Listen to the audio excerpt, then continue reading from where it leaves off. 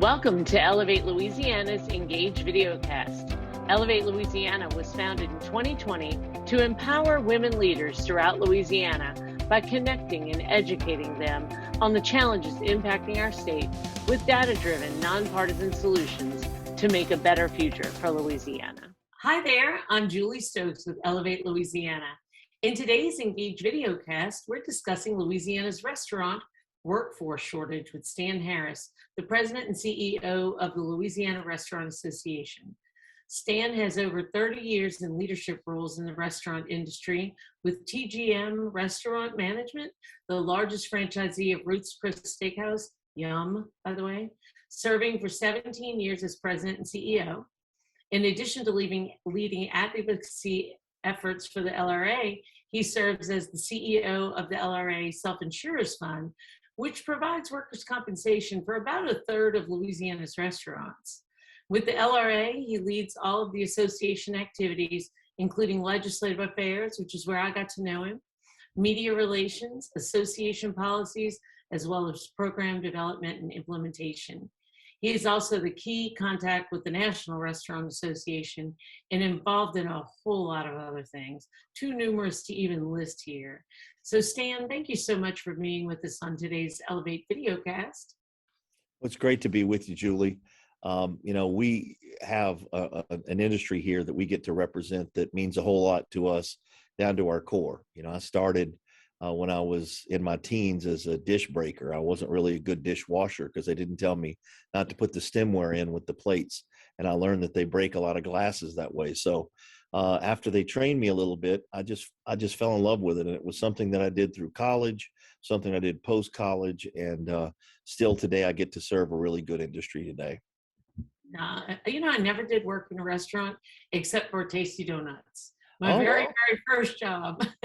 we have, in our work comp fund and as members, we've got all kind of people in the donut business. We've got Mary Lee's and we've got Shipley's and we've got all kind of folks that, it's a lot of entrepreneurial businesses and people join trade associations because they really want to be compliant. They want to make sure that they don't miss something because it takes a lot of time to run a business day to day.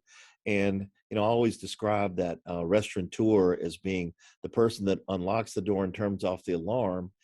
They're the property manager. And then they go in and check all the facility and they're the maintenance manager. And then they put their specials together and they're the promotion manager. And then, of course, they handle all the ordering. So now they're the supply chain manager. So it goes on throughout the day.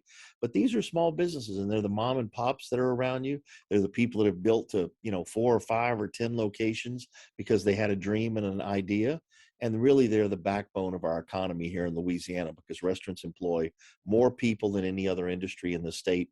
And we contribute a significant amount of money. About $10 billion is the statewide revenue at this particular level after the impact of COVID. But that still generates a whole lot of sales taxes for state and local government. Yeah, well, we definitely do like our restaurants here in Louisiana. I know I for one, do. The restaurant and hospitality industry was just hurt like few others throughout the whole COVID pandemic. And, how does the rebound of that industry look today? Well, it seems like at the beginning of it that we were the only place that you could catch COVID was at a restaurant, because if you went to a grocery store, a big box retailer, or an auto dealer or furniture store, I guess you couldn't get COVID there. But, silliness aside, the first 90 days of it when we weren't doing dine-in, I think it was a reset for the whole economy. And we had members that just weren't prepared because most restaurants, especially the smaller ones, they live off of cash flow. So when that cash flow stops and those payments aren't truing up anymore, they don't have anything to live on. And a lot of those restaurateurs don't have a financial plan, that don't have a budget year to year. It's what we take in the last month is what guides us as what we can buy the next month. And a lot of them, there's a lot of people that work in our industry that have worked at the same restaurant for years and years. We have a program called Restaurant Legends that if you've worked at one restaurant for 20 years, we'll come in and do this recognition event for you. We had one at Mr. B's Bistro in the French Quarter. And they had people that had been there the entire 40 years that they'd been in business. And people look at restaurants sometimes and go, well, is that a place I want to go spend my career? It really is. If you enjoy the type of work, you enjoy the flexibility, you enjoy the people that you work around and what you're doing, it's a great way to make a living. But the last 2 years have been a real challenge. I probably said hallelujah when the governor announced he was finally ending the emergency proclamation. And I probably said it louder than anybody, probably scared him in our office. But this has been a tough thing. When we went into this, I spent the week before the closure came in working with the city of New Orleans on a plan to just go to 50% capacity for dine-in. We spent the entire weekend with the mayor's team, with their Department of Health, with LDH, with the governor's team, talking about what did that look like. And we were afraid it might go around the state. Monday morning, I had about 150 restaurant and hotel operators in a ballroom at the Sheraton, and we were talking about what this looked like, because we had conventions and meetings, and we had one that was just coming in with about 1,700 people that arrived that day. And my phone rang, and when you get that private number thing, it's probably somebody in government, and it was the governor's office calling me to tell me that it was far worse than they expected, and that we were going to have to go to a closure, and it was going to happen that day at midnight. So I walked back to the podium and I said, all these plans are off. This is the new normal. We got to start attacking this. And everybody got up and went about their business. And so what a lot of them did is started figuring out how to feed their staff, how to get rid of their inventory and work through it. But I'll never forget that day. It's like watching the tornado that we saw come on television last week, and we saw it come together on the news broadcast. You don't forget those things. And from that moment on, we were just really fighting for survival. Yeah, I know. And I know, like, for us in Ellevate, my first Ellevate meeting that we ever attempted was on March 11th Oh, of wow. 2020. Yeah. So I know, and I know, and there were so many restaurants that we always went to as a family and with friends, and suddenly it was, can we get takeout? And I know so many were trying to at least get rid of their inventory, like you're saying, and keep everybody employed that they could. But how much, I know there were a lot of federal stimuluses, and I think we did some programs in the state, from the state to the restaurateurs. How Yeah. much did that stuff help? Well, I will tell you that the payroll protection program helped a lot of people, and it helped a lot of businesses that might not have needed it to the extent that the food and hospitality businesses needed it. Our bars and music venues were shut down even longer. And, PPP was basically 20 weeks of payroll, and we were supposed to use it to pay people. And we did that. And yet we weren't out of COVID. I remember the first week that we were doing this, the first week in COVID after the closure order came down, I had a meeting in New Orleans with about 40 or 50 restaurateurs. And this is all of our top level restaurateurs all the way down to a po' boy shop. And we were talking about how do we deal with COVID? How do we help? Because that's the first thing that happens when there's something like a tragedy or a weather event. How do we help? And one of them made a point to me, said, we just need to close for 45 days, and then we'll be done with this. And then me being who I am, I just said, and what if we're not? Well, no, but that will be the deal we made. But what if we're not? We don't know how bad this could be, right? We were just finishing up Mardi Gras. We had a lot of momentum going into an amazing spring statewide. We were just going into crawfish season. And all of a sudden, we had to take full service restaurants and convert them to being takeout or curbside. A lot of them are located in places that don't have a place for people to pull up outside of the curb because they may be in a more urban setting. Our restaurants that were in the quick service and fast casual business, where they had a drive-through window or already had multiple delivery relationships, they were able to pivot a whole lot quicker, and they recovered a whole lot quicker. Some of them have changed their business model. Maybe some of the quick service people that serve from 5 a.m. breakfast until 2 a.m. on weekends aren't doing breakfast and aren't doing late night anymore. But that's just really driven by staff. And that's been the biggest challenge, because if you see the complexity of it and just using some data, we had about 77,000 people that worked in restaurants in Orleans Parish and about 210,000 that worked statewide. when this hit, we went down to about 14,000. Now we've recovered about 80% of that. But that extra percentage is the challenge. I chair New Orleans and Company, our Convention and Visitors Bureau. And yesterday we had a meeting with a few of our hotel GMs from some of the larger properties to talk about the Final Four that's coming up this weekend. And everybody's going, gosh, the hotels are busy and it's great and it's wonderful to see. But one of the hotel properties that has 750 rooms only has 350 of them that they're using, because they don't have the staff to turn the rooms over. They don't have the staff to provide housekeeping. They don't have the staff to handle the number of cars for valet parking and things like that. Nobody wants to admit that, but that's across the entire hotel platform. And while they may be generating good rate right now, they're not able to generate the gross sales that they generated maybe in 2019. And the other part that's really hurt us, that hurts the restaurants, especially in New Orleans, Baton Rouge, Lafayette, Lake Charles, a lot of those economies are driven on small meetings, small association meetings, group meetings, company meetings, where you bring 100 people in for a sales meeting to do an offsite. And you're there for maybe 2 nights and 3 days.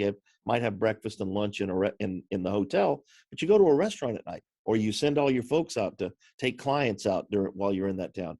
That's the part of our economy that's missing right now. And we've got to get that back relaunched, or it's going to take a lot longer time for them, especially full service restaurants, to recover. It's been hard, even as Ellevate Louisiana, because we're that, 100-person conference, and trying to have our conference, and everybody's saying that all the hotels are like, we don't have availability. And you can't help but think, is anybody really doing anything, several months ago? But I think it was that people didn't want to say, we just don't have the staffing to do it. But, and I'm waiting desperately for room service to come back to hotels. Yeah, I'll tell you that my wife and I, right before the session last year, we wanted to get away for a couple of days, and my criteria was finding a hotel that was full service. And what I wanted was someone to make up the room every day that I didn't have to ask for, and I wanted to be able to get room service or get coffee in the room or something like. I just wanted to go and have a little luxuriation right before we went into session, and we found the Houstonian in Houston. And it was fabulous and it was wonderful. And I came back, refreshed and happy, and all things were good until I crossed over the bridge into Lake Charles and a rock went up and split my windshield. And I said, welcome to Louisiana. So it didn't last as long as I wanted it to, but I remembered I was home, and we have a good purpose. And look, fighting for the people that we get to fight for every day is really a blessing for us, because I can bring people to the Capitol, as you know, that can tell those stories and can tell you how much the industry means to them, how much their guests mean to them, how much their staffs mean to them. And, laughingly, we talked about Mr. B's. We did a thing like this, a Restaurant Legend event in Lafayette at an old line, Alessi's Pizza and Red Gravy place, and a small place. They had 9 people that had worked there 30 years. And you sit here and you go, wow, that's amazing. But that's the passion, that's the connection that people have with what they do and the places that they like to do it. And look, we all have our favorite server, our favorite bartender. Everybody likes the cheers thing where they know your name. But I like going in and we had an event in Baton Rouge the other day for our Baton Rouge chapter.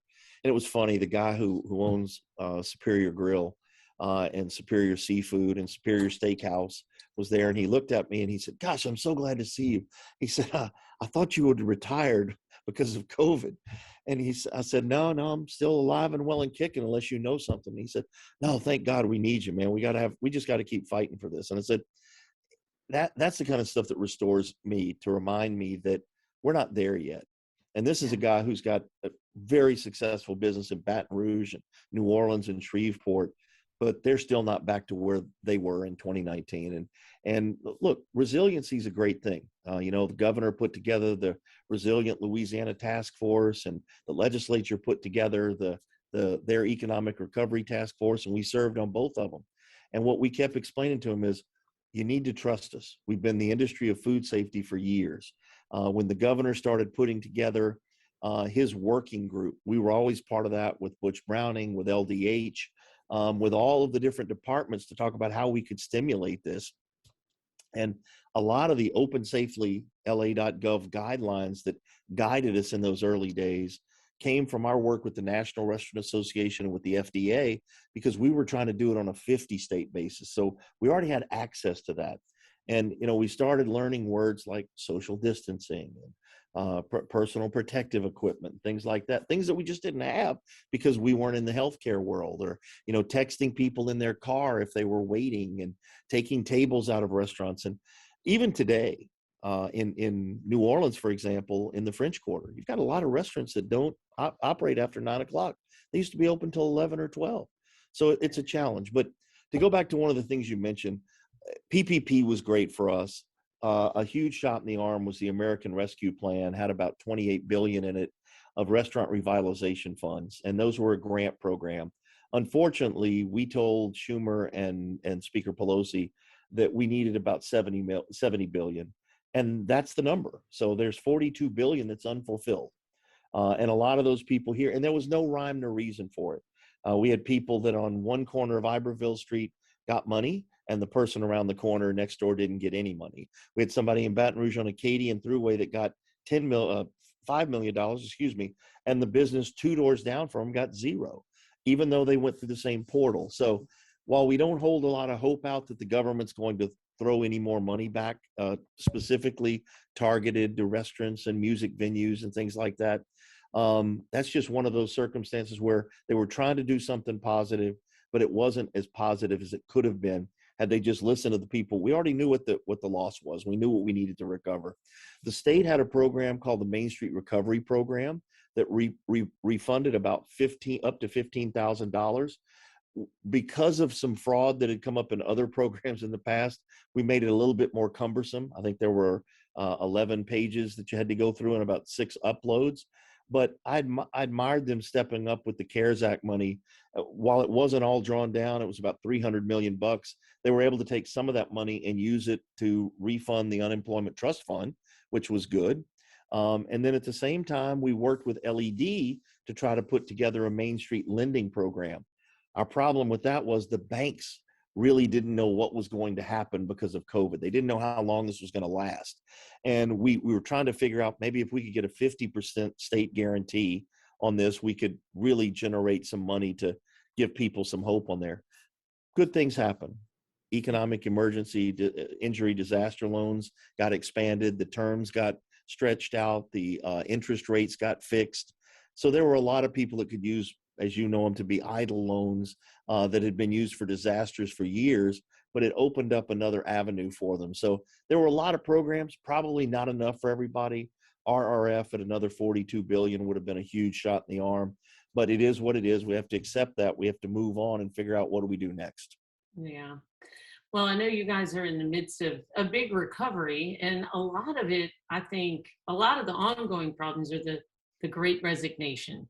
I think it's a thing that a lot of us feel like we understand and we don't understand all at the same time. It's like, how do you pay your bills? Or I think that there's a lot of people, and I wondered this myself, if, minimum wage not being touched since 2009 or whatever it was, if this is like a market correction or what happened there. I think that that's probably one of the biggest issues you guys face, is just getting people in the door to work in person, waiting tables and stuff, huh? Yeah, I've been a proponent for a long time of market-driven wages. I don't think that I'm not aware of anybody that goes to work for a 7.25 wage or stays at that wage for any period of time. And I certainly know in our industry that those are few and far between. When I hear, I spoke to someone on the North Shore yesterday at an event, and she mentioned to me that she was paying $14 to $15 an hour for dishwashers today, that she used to be paying $9 or $10 an hour 2 years ago. So we've definitely seen some very significant wage inflation. More power to it. You're seeing it at the menu. The menu prices are reflecting the increase in wages. I think markets drive those types of things. I think that, in the tipped income, I talked to a server in New Orleans on Monday night. He said he's been making just over $3,500 a week, but he said, I'm tired of working 5 doubles. He said, I need to take a break. I said, well, summer is coming and that break will be coming because we just mainly have leisure travel during the summertime. But yeah, it's definitely moved the needle. We were one of those industries that when the governor proposed his minimum wage statewide, we didn't oppose it. I wasn't going to carry his legislation for him, but we didn't oppose it because he reached out to us and talked to us about what his vision was for that, and we felt like we were already paying at that level or above, so it was an issue. And I didn't want to make it a restaurant specific issue because the state was still paying people $7.25. We had cities in the state that were paying, municipalities that were paying people $7.25. So they needed to fix their own house a little bit too. But I don't think that the wages are ever going to go back. I think we're going to continue to see those go forward. Our organization here at the LRA, we've got about 44 people that work for us. And we shut down the operation for only 90 days. When I say shut down in person, but our board gave us the direction. If restaurants are going to be open and we serve them, we need to be open. So we opened safely. We did all of the things that we needed to protect them with testing and social distancing. And back in the beginning, we were spraying all kinds of disinfectants and things like that. But it worked really, really well, and we never had a positive case. So that was really, really, really fortunate for us. But we've gone through a really tough patch with what were we going to hope for. We've got people today that aren't vaccinated, don't want to get vaccinated, and won't get vaccinated. So we're not going to change their mind. So what we have to do is just like we do in flu season, encourage those people who are willing to get a vaccine to get it. And hopefully that will help us contain this when we do have another variant that pops up in the future. And that's kind of my hope plan with that. I think it's your choice. You need to make the choice. I don't think I don't think your employer should tell you that you have to get vaccinated to work there. But at the same time, I think it's something that is important enough for us to learn a little bit more about it. And if you want to learn about it, I know that, my physician told me what to do. My daughters are in their 20s. They made their own decision. I think that's how it should work. Yeah. Well, I know that I went and got a vaccine, as a cancer survivor and as somebody with asthma too. I went and got it. And I feel like, on some level that helps open up the economy if people get it. Certainly everybody's got their own path on it, but, and certainly when we just went through our first Mardi Gras in 2 years, and I thought to myself, oh my gosh, is this going to blow up?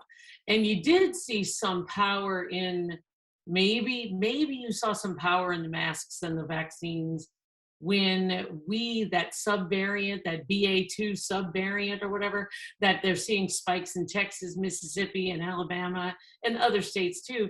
And we didn't. And, we were in a prime situation for everything to go absolutely berserk here if You something bet. was coming. Well, Yes.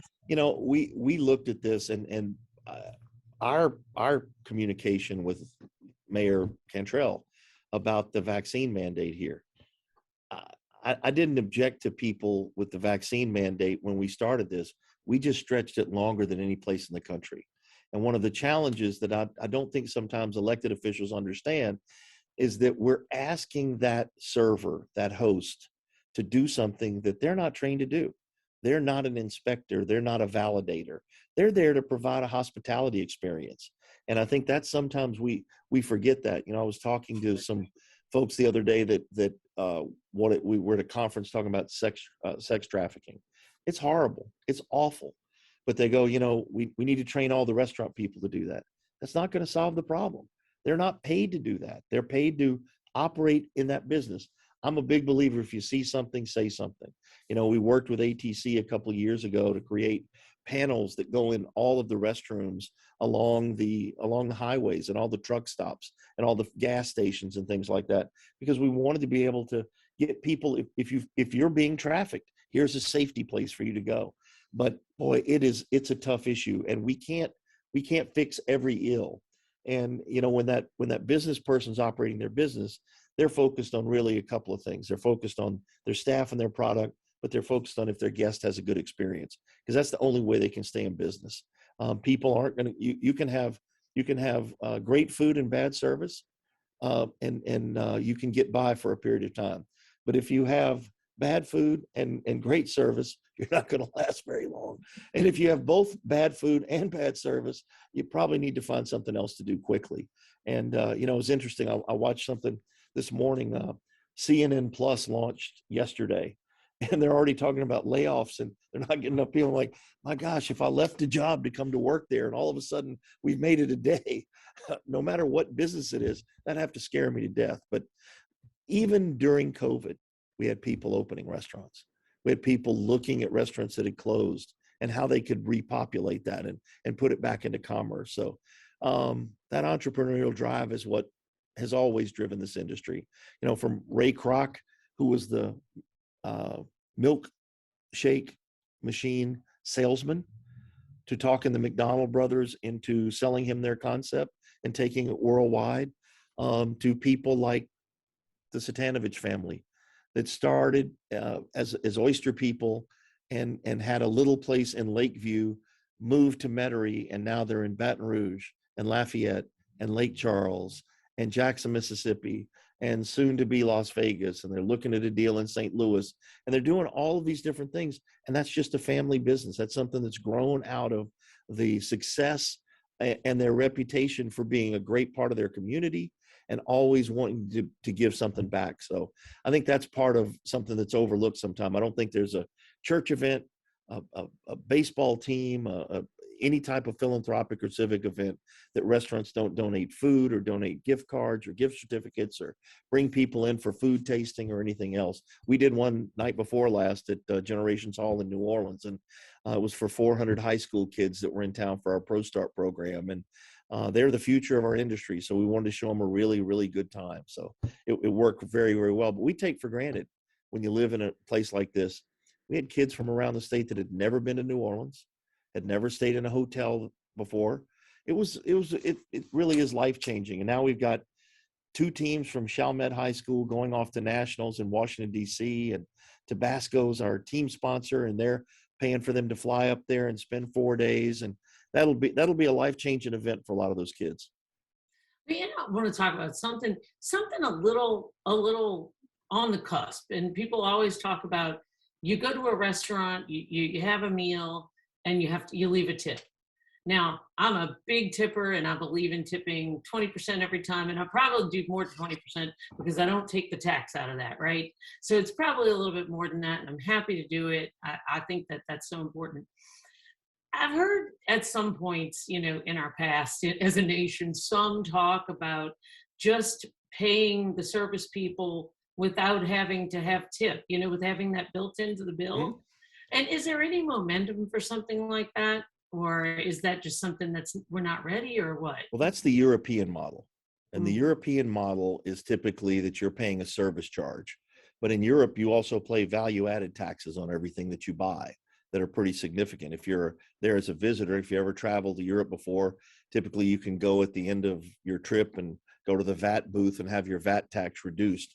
But yeah, the European model, it's been tried. Country clubs do it because they're not paying in cash. Private clubs do it. Dining clubs do it. But most of the restaurant people, I'll give you an example. In Washington, D.C., they passed a ballot initiative that eliminated the tip credit. And what it meant was that everybody got the same hourly wage and they could still be tipped, but the restaurant itself wasn't going to do it. What happened immediately after was tips dropped because they said, well, they're making $15 an hour, so why do I need to subsidize that with any extra money? The tipped workers actually went to the city council and had them repeal the ballot initiative. Now there's another ballot initiative up now, but it's not brought by the tipped workers. It's brought by a community-based group that's trying to do what they think they need to do to deal with this. Danny Meyer, a restaurateur out of New York, has tried it in some of his restaurants. It has not caught on and expanded all across the country. And I think if you talk to, when I call them our service professionals, because that's really what they are. If you talk to a service professional, they like the fact that they get to drive their own income. We sold out of Ruth's Chris in 2007, 2008. And at that time, I probably had across 11 restaurants, I had 20 people whose income was over $150,000 a year that were hourly people that were service professionals. So a lot of them enjoy that kind of work and they do it. At the same time, when you're making that much, you got to create some of your own savings too. You got to remember to fund that IRA or to participate in your employee's 401k so that you're putting that money away for. I have the same thing running a trade association, reminding our people, we have a great match, we have a great program, but you got to put your money in first. And that's the only way that you're going to acquire any wealth over time is if you can learn to pay yourself first. But yeah, the tipping thing is never an easy conversation, but it really is a European model. People here are used to it, and it also keeps those prices lower. If people are comfortable paying much higher prices, especially with what we've gone through with supply chain inflation. I look at, I was talking to some of the guys from Raising Cane's at this event because they're our biggest sponsor for this high school event. And they were talking about what they've seen chicken price increases and they have contracts for chicken, but the chicken suppliers are just telling them, yeah, that's what we got, and this is what you're going to have to pay. And we're seeing it, the inflation that we've seen in the, as I like to call it, the agricultural smart part of this, beef, pork, chicken, lamb, veal, these prices are through the roof. And then we've learned recently what we've seen with oysters. Oysters historically have been $44 to $55 a gallon. They're selling for $90 to $100 a gallon, shucked. We've seen lobsters up over $20 a pound at the dock. I mean, that's crazy prices for what we're seeing right now. But you're still dealing with the fuel cost for you to run your boat. You're dealing with the fuel cost for them to deliver it and get it, whether it's being flown down here or trucked down here. It's a real challenge. And I'm hopeful that I don't think there was one trigger that did anything that made people leave the industry when COVID hit. I think it was a real shining moment for a lot of people to say, you know what, I've been doing this for 10 or 15 years. I either need to commit and get really good at it, or I need to find another industry and try something different because my life has changed from what it was 15 years ago. And we've seen a lot of people leave for logistics. We've seen people leave for entry-level jobs in healthcare, doing telehealth and things of that sort. We've seen people, it's just been kind of a structural change. But I do think that we're going to see some more recovery over time. I think we'll see people that go into that. We have multiple programs right now, Julie, with apprenticeship for youth apprenticeship, opportunity youth apprenticeship. We've got a program called HOPES, which is helping other people reenter society. We're trying in all kinds of levels to give people opportunity to come back and start their life again. And we've been the industry of second, sometimes third chances for a long, long time. And if it's pretty simple to be successful in the industry. If you can smile, if you can be properly groomed, if you want to work as part of a team, if you want to take direction from and learn how to get better, you want to serve others cheerfully. And here's the really tough part: show up at the same time tomorrow at the same time and do it again. And that's where we run into some challenges sometimes because we can point to a lot of things. There was enhanced unemployment from the federal government. At one time, it was $600 a week. It needed to be because people they didn't have a job. Their company wasn't operating, or they were furloughed, and they went from making significantly more money to having none. And these are people who were probably solid middle-class people who all of a sudden, what am I going to do to pay my car payment? I've got kids' tuition to pay for. I've got medical bills. I've got to help my parents who are on a fixed income. I get it. And the government reacted as quickly as possible. We did a program through our national foundation, the NRA Educational Foundation. I wanted to do something for the industry workers the year I was chair in 2020. And we'd never done that. We were always a $17 million program. We did this high school program. We gave away scholarships. We supported the state associations. But one of the staff people that we had, Allison Ryan, was from Alamorada, Florida. And I said, I want to do something that we can get the workers immediately some money.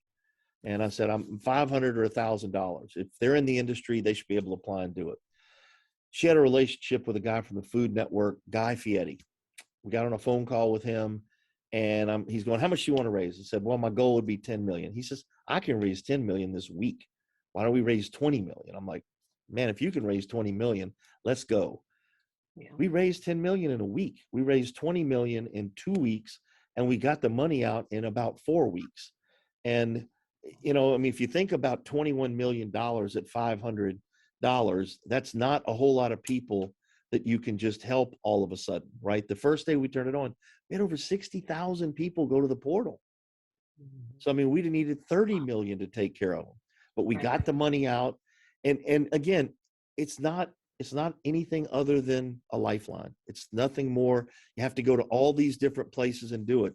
We started seeing during COVID, we put together a program with FEMA that was paying for the homebound in Orleans and Jefferson Parish.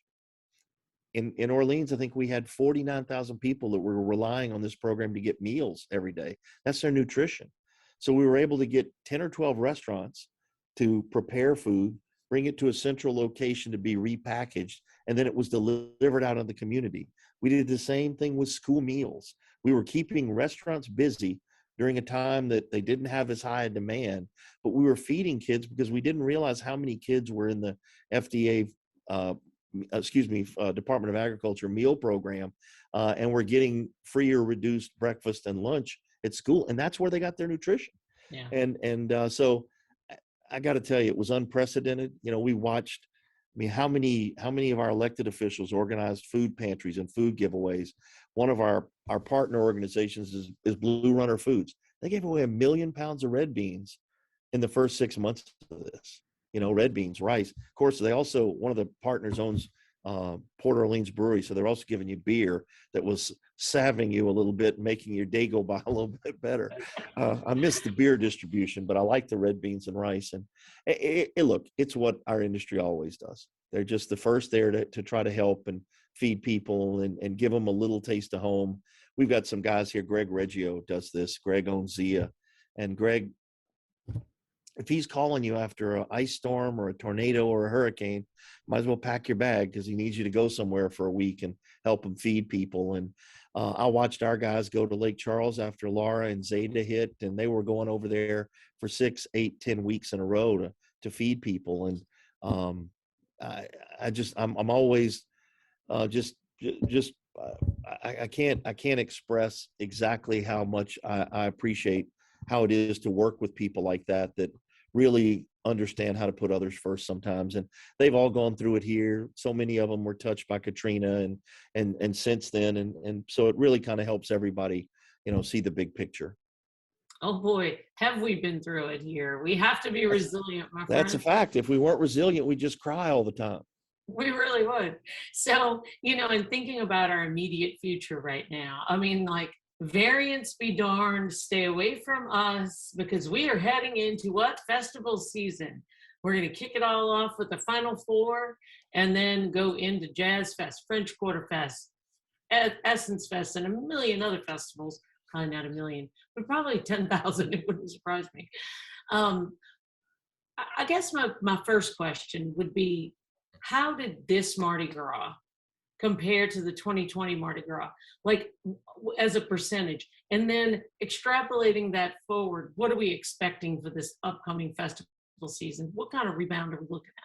Well, we're hopeful. Hotel bookings are looking positively. Just getting rid of the vaccine mandate and the checking part of that makes it easier for people to book. That's an issue that is more impactful if you're a hotel guest than if you're staying in a short-term rental. And that's just factual of who that client is.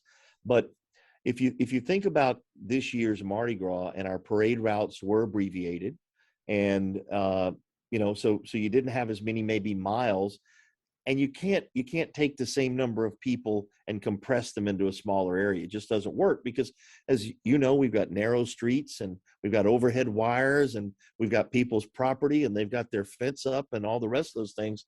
And while people are welcoming and so glad to get back to that semblance of normalcy, I would tell you that it was probably 80%. The hotels were very happy to see that recover.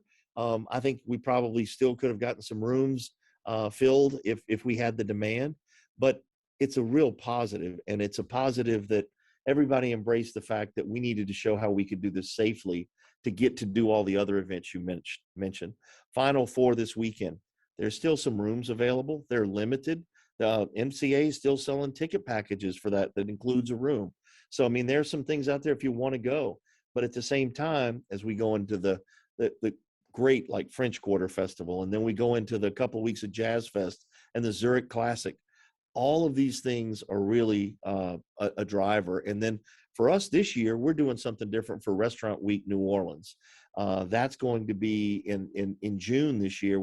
For years we've run it in September. Last year we brought it forth to June. Obviously, we still had some COVID restrictions, but this year we're putting a lot more dollars into promoting that, because what we hope we do is get people to come to New Orleans and try our cuisine. And the marketing, the digital, social media, and paid media that we do will give us maybe a 7 or 8 week tail that'll take us all the way through the summer, so that we can keep those people in those drive-in markets, those one-hop flight markets, thinking about New Orleans. And even today, I just saw it just a short time ago. We had an article that came out on one of our platforms that was telling us that, here we are again, New Orleans, best destination in the United States by Traveler's Choice on TripAdvisor. I think we were number 3 on that list. So it's always exciting to see. I think they had Las Vegas, New York, and then New Orleans. So we're in really good company. That means we're front of mind aware, people still thinking about us. And we deliver a uniquely New Orleans and Louisiana experience when people come here. It's one of those places that I was talking to one of our world-renowned chefs, Thomas Keller, a couple of weeks ago in California. And he said, when people come to New Orleans, they love the hotels, they love the attractions and the music, but they're planning on where they're going to eat. And he said, when you have that, that's what people do in New York. That's what people do in Chicago or San Francisco. And he said, there's only 4 or 5 cities in the United States that are like that. But he said, there's none that have the history of New Orleans. There's none that have the quaintness of New Orleans. And there's none that have it in a smaller area, more compressed area than we have here. And it's exciting to see. I'm going to tell you, I'm hoping that we kick off into a really good spring. We go into a very strong summer, and our fall and fourth quarter business looks pretty positive, because we had a lot of Q1 and Q2 business get pushed back there. So thank goodness that they trust that we'll be able to execute at that level. And to your point, we got variance be damned. We've got to continue to do the things that are smart. We learned a lot through this process. We're not certainly as inept as we probably were in the first few days of this thing, but we also built a high level of trust in understanding that we needed to operate safely for our staff, for our guests, and be able to sustain our business. And that it wasn't that way for everybody. We probably lost statewide about 20% of our full service restaurants during the 2 years of COVID. Some of it was by choice. They just said, we've done this for 30 years, 40 years. We own the building. K. Paul's had been here. K. Paul's closed. They sold their real estate. They moved on to something else. We've seen other people go through the same thing. It's painful. It's painful because you lose something that was your favorite place to go for a birthday or an anniversary. But regardless of that, there's going to be someone that thinks they've got, a better way to do it. They've got a better idea, and they can come back and do it. And that's why we don't see a lot of empty properties, but they turn over rather quickly sometimes. And it is a tough industry. There's no question about it. The failure rate is very, very high. You've got to have good capital reserves to be able to stay in it. And it's more than just an idea. You've got to have both elements, the food service, and you've got to have the concept too. And the other part is consistency over time. Working for Ruth Fertel and Miss Ruth, I never was an employee of hers, but we were a franchisee. And I learned 2 or 3 things from her that I still remember today. And one of them, which is my favorite line, which is, life is too short to drink house wine or well liquor, because I believe that's absolutely true. Saves you a lot of headaches later in life. And then number 2 was, if you are not directly serving the guests, you'd best be serving someone who is. And that reminded me that if you get too far away from where that guest is, you're kind of irrelevant in this industry. So, that nothing happens at the LRA until a member calls us or a potential member calls us.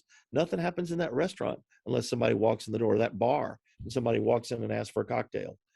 So I think we've elevated our community a great deal. If you look around, who talked about craft cocktails 15 years ago?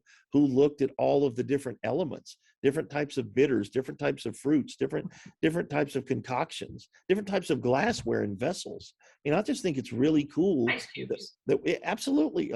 You want to craft rocks ice cube? Okay, yes. great. So yeah. So it's fun to do that, and it's fun to see that. Because I think it adds another element and it adds another layer. We just thank you for being with us today on Ellevate's Videocast. And I take a few points from this. Go out and eat at your favorite restaurants. And when you're there and you finish a great meal, tip your server and tip him well, him or her, and have a great festival season. And everybody out there, be safe. Let's keep COVID in line, and let's just have a wonderful festival season. Thank you so much, Stan Harris. It was great talking to you. Thanks, Julie. Great to be with you. Thank you. So for those of you listening, please save the date for our Day of the Legislature on April 27th. If you're interested in joining Ellevate or seeing more of our video or podcast, visit our website at ellevatela.org. That's Ellevate with 2 L's, ELLEVATELA.org. I'm your host, Julie Stokes, and we'll see you next time.